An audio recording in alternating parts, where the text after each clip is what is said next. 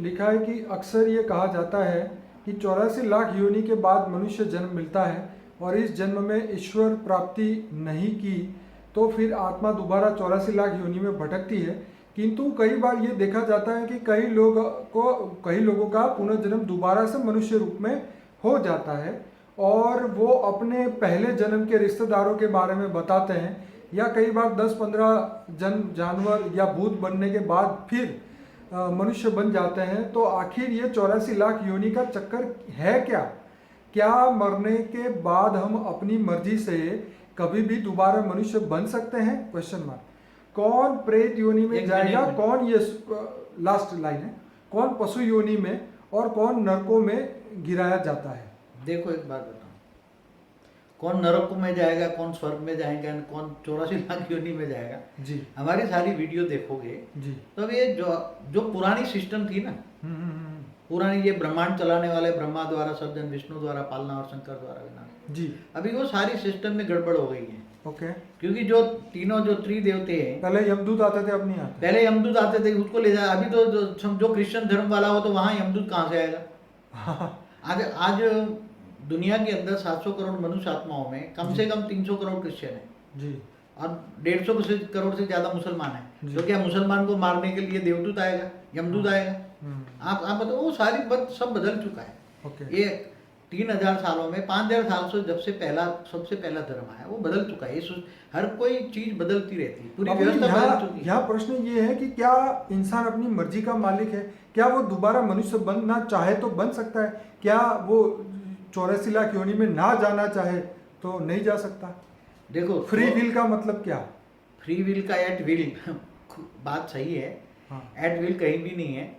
अगर मनुष्य महापाप करे, महापापी बने, हजारों लाखों लोगों की हत्या कर दे, और ये जो टेररिस्ट मार रहे हैं लोगों को 100-100 तो वो तो दूसरे जन्म में क्या बनेंगे? आप कर्मों की थियरी समझो ना पहले। कर्मों की थियरी समझना पड़ा। थियरी कम आत्मा में लागू पड़ता है ना। उनको तो कुत्ते ही बनना चाहिए ना। वो तो क्या बनेंगे फिर दूसरे जन्म में? तो थियरी ऑफ कर्म लागू पड़ेगा। फिर हाईवे पे ट्रकों के नीचे आ जाएंगे साले। तो मरेंगे नहीं, कुत्ते की मौत मरेंगे। ये जो अभी हैं जो दूसरों को मारते हैं, एक दिन वो कुत्ते की मौत मरेंगे। दूसरे जन्म में क्या बनेंगे? कीड़े मकोड़े ही बनेंगे। आत्मा में पावर रहेगी नहीं तो क्या बनेंगे? तो मनुष्य के खुद की इच्छा से थोड़ा होता है, वो तो कर्मों के थियरी लागू पड़ता है। तो बापूजी ये जो प्रेत योनि में जाना या भूत बनना, ये तो उसका कल मैंने वीडियो बनाया था, उसमें जवाब है ना कि भूत प्रेत योनि में कौन जाता है? जी। जो महापापी आत्मा है जी, कई जन्मों से, कई मनुष्य जन्म से, कोई मनुष्य कई जन्म से मनुष्य बनता है। ऐसा कोई जरूरी नहीं है कि 84 लाख योनि में एक फटाक से बन जाए। कई हजार साल मनुष्य रहता है, फिर बाद में आत्मा बहुत डाउन हो जाती है, धीरे धीरे नीचे की योनि में जाती है। तो भूत प्रेत बनने वाली आत्माएं बहुत तमोप्रधान होती है। बापू जी का मैंने कल ही वीडियो शूट किया था स्पिरिट वर्ल्ड के बारे में, गोस्ट वर्ल्ड के बारे में, वो जरूर देखिए, बहुत सारे आंसर मिलेंगे। अब आगे क्वेश्चन पे बढ़ते हैं। आपने पहले के उत्तर में कहा कि हाई क्वालिटी की आत्मा विष्णुपुरी से शिवपुरी की तरफ जाती है, वहाँ से फिर परम धाम को जाती है, पर ये परम धाम भी तो परम शिव का हुआ, और ऐसे परम शिव तो अनेकों इस मल्टीवर्स में, और ऐसे मल्टीवर्स भी अनेकों हैं, और प्रलय के वक्त शिव भी सूर्य में प्रवेश करके महाकाल अग्नि में सब समा लेते हैं, लेकिन आत्मा तो तब भी बेहद से नहीं मिली। कृपया बताएं कि आत्मा का परम लक्ष्य क्या होना चाहिए? आत्मा की उच्च से उच्च स्थिति क्या है? ऐसा क्या है कि जिसको पाने के बाद कुछ पाना शेष नहीं रहता? देखो, कोई भी मनुष्य आत्मा जी ज्ञानी है जी, जितना ज्ञान होगा, अगर उसने शिव निराकार को याद किया तो शिव निराकार के पास जाएगी। ठीक है। विष्णु को याद किया तो विष्णुपुरी जाएगी जी। मगर डायरेक्ट नहीं जाएगी, धीरे धीरे जाएगी, एक साथ में नहीं जाएगी झटके से जी। जो ब्रह्म ज्ञानी कहते हैं, निराकार को याद करते, पर निराकार ब्रह्म, पर ब्रह्म, अविनाशी ब्रह्म, पूर्ण ब्रह्म, कोई अपूर्ण ब्रह्म, पूर्ण ब्रह्म, ये सब ब्रह्म में पड़े हुए हैं। तो तुम अगर शिव को जानोगे तो शिव के पास जाओगे, महाशिव को जानोगे तो महाशिव के पास जाओगे। अरे ब्रह्मांड तो महाशिव के प्रतिपल अनंत अनंत ब्रह्मांड बनते हैं, बिगड़ते हैं। तो अगर तुम परमधाम में भी होगे, अब शिव ने काल प्रलय कर लिया, सूर्य में प्रवेश करके, तो वो परमधाम में जो भी आत्मा है वो काल अग्नि में जलकर खत्म हो जाएगी। मगर उसको जो जिनको ज्ञान आ जाएगा महाशिव को, तो महाशिव के पास जाएगी, गैलेक्सी में जाएगी। अच्छा बापू जी, एग्जाम्पल लेते हैं कि परम धाम में आज की डेट में कोई आत्मा है, बहुत उसने तपस्या की और परम धाम है। अब ये ब्रह्मांड के वाइंड अप का टाइम आया, तो उसको पता चलता है कि भाई अब ये इसको वाइंड अप होने का टाइम आया, तो क्या ये आत्माएं इस ब्रह्मांड से निकल के दूसरे महाब्रह्मांड में जा सकती है? क्या वो शिव से आगे महाशिव तक बढ़ सकती है? क्या वो अनंत यात्रा उसकी चल सकती है? क्या वो ब्रह्मांड में खत्म होना ना चाहे तो क्या करें? देखो, आत्मा जो परम धाम में चली जाती है ना जी, तो आत्मा निराकारी बन जाती है, ठीक है, शिव समान बन जाती है। क्या बन गई?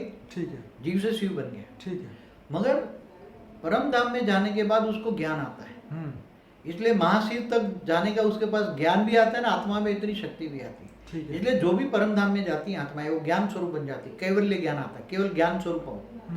और जब ज्ञान स्वरूप आती है तो परम धाम में आत्मा में पावर भर के, वहां परम लाइट है, परम प्रकाश है, तो वो पावर भर के उसको महाशिव तक, गैलेक्सी के सेंटर पॉइंट में महाशिव तक, माना जहाँ महाविष्णु रहते हैं, महाब्रह्मा रहते हैं, महाइंद्र रहते हैं, वहां तक जाने की उसको परमिशन मिल जाती है, इसलिए वहां चली जाती है। और वहां से फिर पुरुषार्थ करके, पावर भर के, अगर फिर उसको आगे ज्ञान होता है कि परम महाशिव है, तो यूनिवर्स के सेंटर पॉइंट में परम महाशिव रहता है, तो उसके पास भी चली जाती है। आत्माओं के पास ज्ञान आता है ना, पहले सबसे पहला सब्जेक्ट है ज्ञान। तो परम अगर तुम्हारे पास ज्ञान नहीं है, ये आगे बताया कि जो तुम महाकाली की पूजा करोगे, तो महाकाली तो इस ब्रह्मांड की शिव की शक्ति का अवतार था ना जी, तो फिर तुम्हारे पास तो शिव निराकारी का ज्ञान नहीं था जी, तो महाकाली के मंदिर होगे, तो जहाँ मंदिर होगे वहां भूत बन के भटके नहीं, महाकाली के अवतार वाले कहाँ जाएंगे? सही बात है। महाकाली के कोई ऊपर नहीं है, महाकाली के अवतार तो यहाँ है, रूप यहाँ है।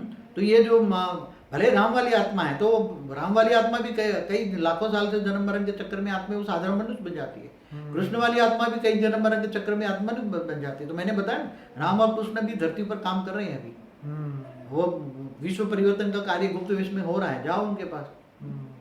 तो आत्मा की उच्च स्थिति, आत्मा की उस स्थिति जब वो जीव से शिव बन जाता है, तो जहां उसके बाद उसको कुछ पाना नहीं पड़ता। अब शिव के जो तुरंत ज्ञान आता है तो महाशिव के पास चली जाती है, तो वो महाशिव बन गई। नहीं, क्या बनी?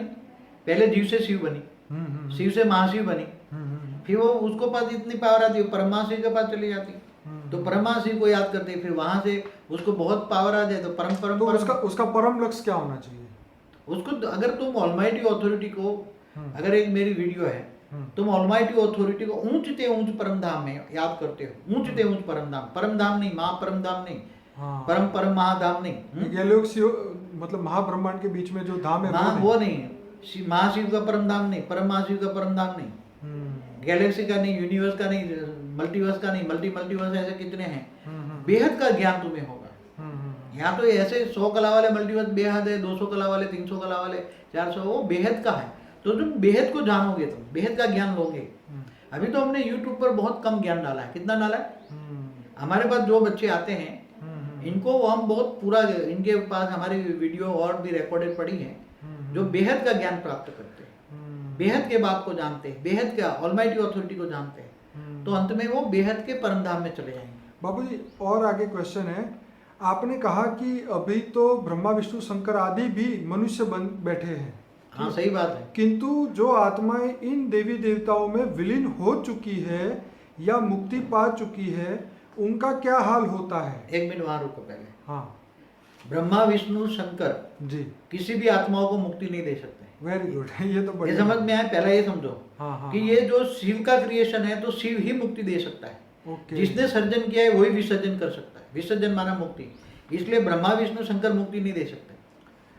अभी आगे हैं, क्योंकि जिनमें वे विलीन हुए वे खुद ही पूर्ण नहीं थे और अब मनुष्य बन गए हैं, जो खुद को जन्म मरण से नहीं छुटा पाए, वे किसी और आत्मा को अपने में विलीन कर मुक्त कैसे दे सकते हैं? ये उनका क्वेश्चन। देखो, पहले ही बोल दिया कि ब्रह्मा विष्णु शंकर में कोई भी आत्मा विलीन हो ही नहीं सकती। ओके, कहीं भी कोई भी उसको विलीन नहीं कर सकता। किसी भी आत्माओं को अंदर अपने अंदर समाने की शक्ति नहीं है। आत्मा को समाने के लिए, और ब्रह्मा विष्णु शंकर तो आज की तारीख में सारे मनुष्य बन चुके हैं। तो बाबूजी, जो शिव भी जीव बन जाते तो वो क्या करेगा? नीचे आएगा, वो भी मनुष्य बन जाएगा। दूसरे ब्रह्मांडों में देखो, तो फिर उसकी गद्दी कौन संभालेगा? तो दूसरे महाशिव और भेजेंगे। महाशिव वहां से अब एक शिव भेज देगा, कभी महाविष्णु भेज देता है वहां से, महाब्रह्मांड को कंट्रोल करने वाले उसी दूसरा शिव भेज देते हैं। दूसरा शिव डूब जाए तो तीसरा शिव आता है, महाशिव भेज देता है ना वहाँ। वहाँ महाशक्तियाँ कंट्रोलिंग सिस्टम करती है अनंत कोटि ब्रह्मांडों को, तो वो दूसरा शिव भेज देंगे, तीसरा शिव भेज देंगे। ब्रह्मा को कमजोर है तो दूसरा ब्रह्मा भेज देंगे। महाब्रह्मा है गैलेक्सियों में, तो महाब्रह्मा से ब्रह्मा आ जाएगा, महाविष्णु से विष्णु आ जाएगा। ब्रह्मांड में जो जिसको महाइंद्र में इंद्र आ जाएगा। जिनको जो जरूरत है वो जहाँ से उसके रचित है वो आ जाएंगे। बाबू जी आगे का क्वेश्चन इससे रिलेटेड है। लिखा है 4 युग 43,20,000 साल का होता है और ऐसे कई बार ये 4 युग बीते होंगे, क्योंकि ब्रह्मा के 50 साल हो गए हैं और ऐसे ब्रह्मा भी कई हो गए। लेकिन इस बार कलयुग में क्यों सब कुछ परम तत्व का बन रहा है? ऐसे कलयुग तो अनेकों बार आए और गए, ऐसा पहली बार क्यों नहीं हुआ? ऐसा पहले क्यों नहीं हुआ? इस बार क्या अलग हुआ? Question mark. और अलग अब सब कुछ परम तत्व का बन रहा है, तो क्या अब कभी भी प्रलय, कल्प प्रलय, महाप्रलय नहीं होगा?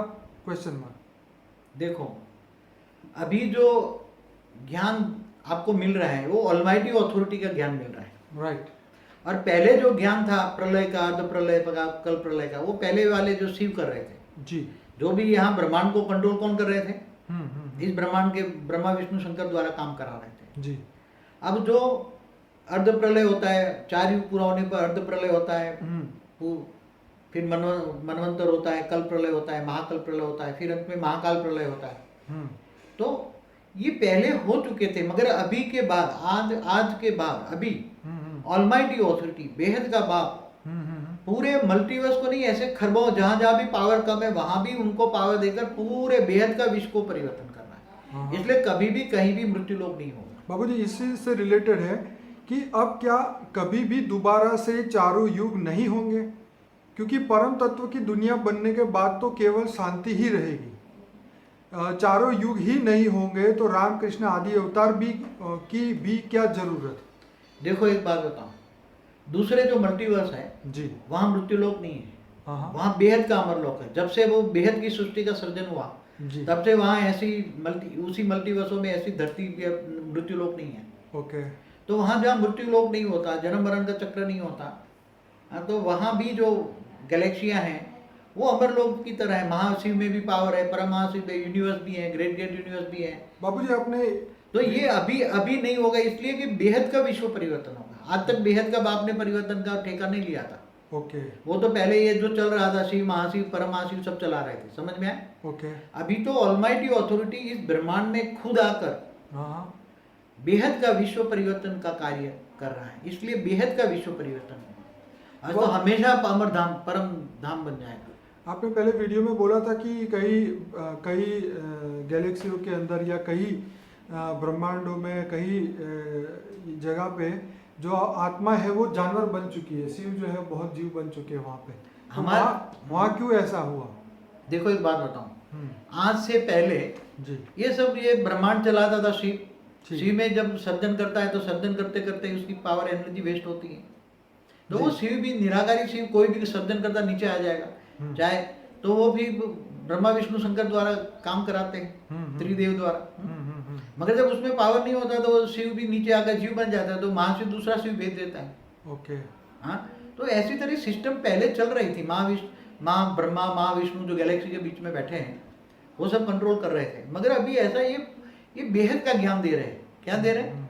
आज तक कभी बेहद का ज्ञान धरती पर न किसी ने सुना, परम ज्ञान न लिखा गया किताबों में। हम जो ज्ञान दे रहे हैं वो बेहद के विश्व परिवर्तन का ज्ञान दे रहे हैं। बाबूजी आगे जो क्वेश्चन था कि क्या बेहद के परमात्मा में असीम माने इनफाइनाइट पावर है और वह कितने गुणों की है? ऐसा है, कला माना गुण माना पावर।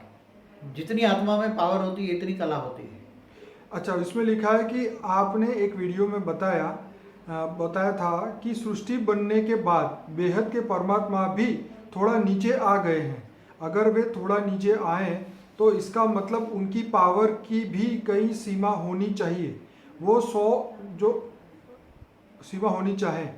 100 से पीछे 1 अरब के बराबर हो या उससे भी अधिक, किंतु अनंत बेहद है, उसे तो किसी भी परिभाषा में मापा ही नहीं जा सकता।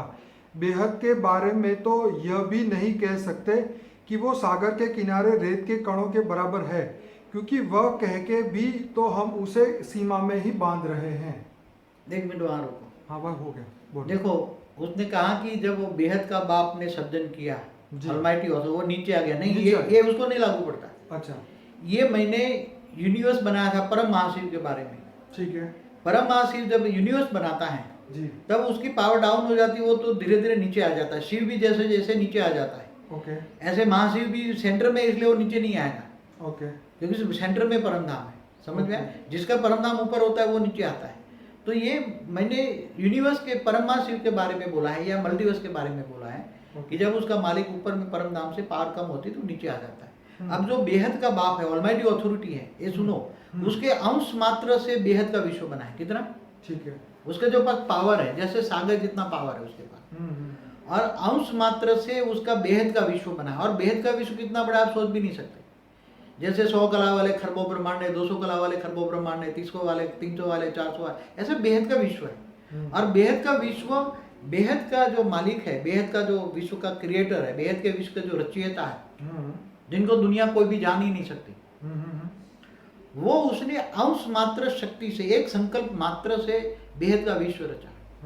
तो ये अंश मात्र माने जैसे सागर में एक बूंद होती है ना, इतनी पावर से उसके पास सागर जितना परम परम परम लाइट है, ऊंचते ऊंच परमधाम इतना है कि उसकी एक अंश मात्र से बेहद का विश्व बना है, इसलिए वो कभी नीचे नहीं आता। उसके बाद तो बेहद की शक्ति होती है, बेहद का पावर, एक अंश मात्र बेहद की सृष्टि बनी, इसलिए वो कभी उसका कोई फर्क नहीं पड़ता है।